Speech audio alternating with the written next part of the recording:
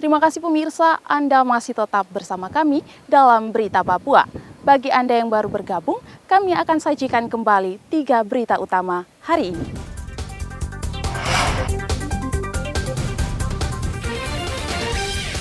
Dua pendulang emas di penambangan rakyat Mimika tewas terbawa arus.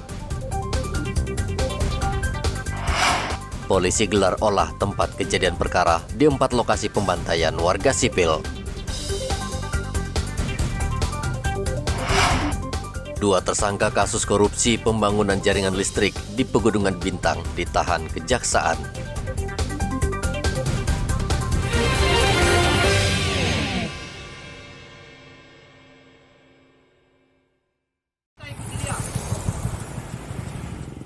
Satuan Reskrim Polres Jayapura melakukan reka ulang kasus pembunuhan dan pemerkosaan terhadap ibu rumah tangga di Jalan Temiri, Koyakoso.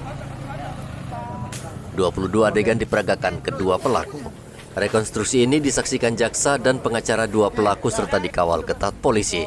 Kasat Reskrim Polresta Jayapura Kota AKP Henry Bawiling mengatakan, rekonstruksi ulang ini dilakukan untuk melengkapi administrasi penyidikan sesuai petunjuk dari jaksa penuntut umum. Jadi untuk hari ini kami melaksanakan 22 adegan atau 22 rekonstruksi reka ulang. Sementara maksud dari pelaksanaan rekonstruksinya adalah untuk melengkapi mendik sesuai dengan petunjuk dari JPU.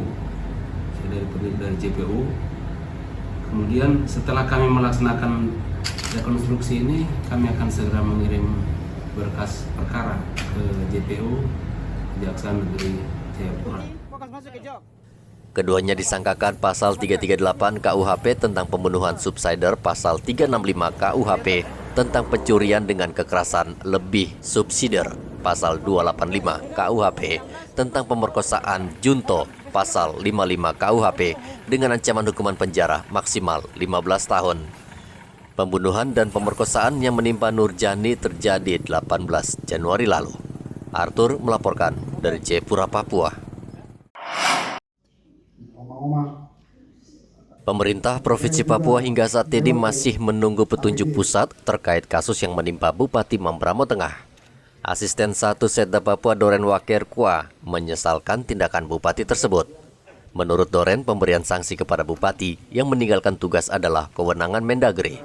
Meninggal dunia segala macam, kita bisa mengajukan pergantian di pusat. Tapi kalau begini terjadi sesuatu, dia hilang, dia dianggap kan orang hilang kan. Nah, berarti kan urusan tanggung jawab pemerintah pusat. Jadi mereka menyurat ke kita bagaimana, karena surat dari pusat sudah menyurat ke Kapolda untuk cari yang bersangkutan. Terkait dengan pemerintahan di sana Pak? Di Manteng. Di sana kan pasti ada wakil bupati, ada pemerintahan jalan terus. Itu pemerintahan jalan, tidak bisa tinggal begitu. Ya kan pemerintahan jalan. Kan ada wakil bupatinya, ada sekedanya. Pemerintahan jalan. Sebelumnya tersangka kasus korupsi dugaan gratifikasi Bupati Mamteng ditangani KPK. Bupati diduga melarikan diri ke Papua New Guinea melalui jalan setapak. Afid Indarto melaporkan dari Jayapura, Papua. Hanya dalam 2 hari saja, sejumlah kebutuhan pangan di Pasar Wamanggu Merauke turun drastis.